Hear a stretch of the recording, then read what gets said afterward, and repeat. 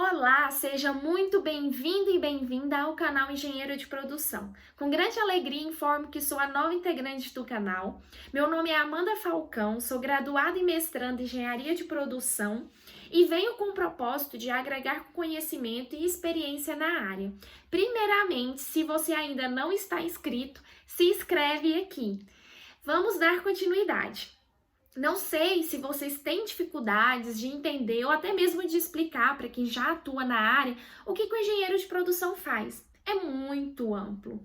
Então, com essa questão, esse vídeo tem o objetivo de entender a origem, a evolução, porque fica até muito mais fácil para se explicar e ter um entendimento sobre o que é engenharia de produção, que é muito mais do que otimizar processos e tornar eles viáveis e mais econômicos. Se você tem interesse nesse conteúdo, então vamos lá. Antes da Revolução Industrial, os processos produtivos eram divididos de duas formas.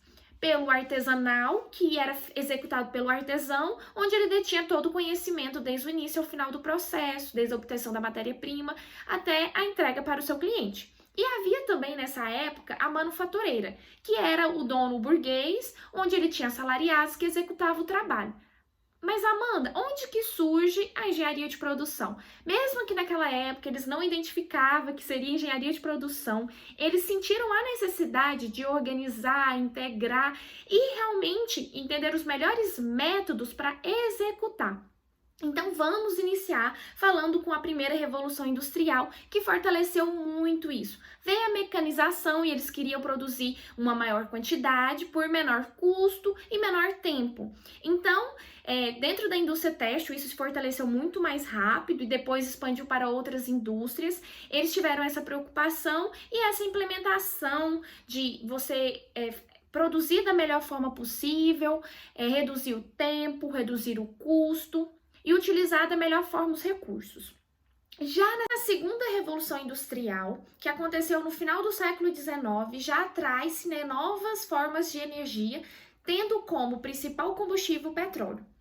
Nessa fase, veio muito forte o sistema de organização do trabalho, inicialmente pelo Taylorismo, que foi desenvolvido pelo engenheiro norte-americano Frederick Taylor, onde ele se preocupava com um tempo médio para a execução das tarefas. Então, sim, entendi uma média que existiria entre uma pessoa treinada e hábil para fazer uma determinada atividade e outra que não tinha tanta habilidade. Então, veio o treinamento, tentando fazer essa padronização do trabalho.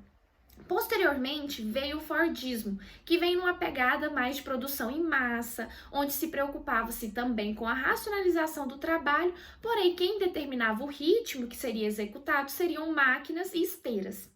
Posteriormente a isso, veio o toyotismo, com outra abordagem, focando na organização. Então, se entendeu as formas de se trabalhar e pensando no todo, de como entregar o melhor produto, sendo que garantisse a competitividade dentro do mercado. No início do século XX, com a massificação de consumo e a cada vez mais pessoas tornando-se da classe média urbana, intensificou a evolução da engenharia de produção, assim surgindo os primeiros cursos de graduação dentro das universidades do mundo. E qual que é a base da engenharia de produção? É administração e engenharia mecânica. E o porquê desse surgimento desse novo curso? Porque havia a necessidade de profissionais com habilidades, tanto na parte técnica quanto na parte da gestão. Naquela época, quando surgiu, não havia circuitos elétricos, computadores, então realmente eles vieram para criar linhas de produção industrial mecânica. Desde lá, nós notamos a evolução dos mundos, tanto físico quanto digital. Então, houve uma drástica mudança, onde teria que ter pessoas analíticas para visualizar o que seria realmente bom ou aquilo que teria que melhorar. Assim, eu coloco o engenheiro de produção como um solucionador de problemas. Ele tem que ser hábil tanto para a parte técnica quanto para a parte de gestão, para conseguir gerenciar da melhor forma possível os recursos. E cada dia mais ele se torna mais necessário. Hoje, não apenas na produção de bens, mas também na prestação de serviço, atuando em todos os tipos de indústrias e mercados. Quando se diz que o engenheiro de produção ele tem um ponto muito positivo dentro do mercado financeiro, as pessoas até estranham, mas devido à sua visão holística, analítica, auxilia muito nas tomadas de decisão. E isso vale para todas as outras áreas, porque o engenheiro de produção ele não foca de forma pontual, mas sim de uma forma como aquilo pode impactar e pode gerar outros tipos de problemas. Como que eu posso trabalhar com gestão de riscos? Então, o engenheiro de produção ele está numa constante evolução para andar junto com sistemas produtivos que cada dia mais vai se alterando e mudando drasticamente. Além disso, o engenheiro de produção ele consegue abordar tantas outras áreas. Hoje que nós vivemos num momento de escassez, poluição, consumismo, ele tem a preocupação em como fazer os sistemas serem menos agressivos ao meio ambiente, se preocupando com a sustentabilidade e, além disso, garantindo a competitividade da empresa.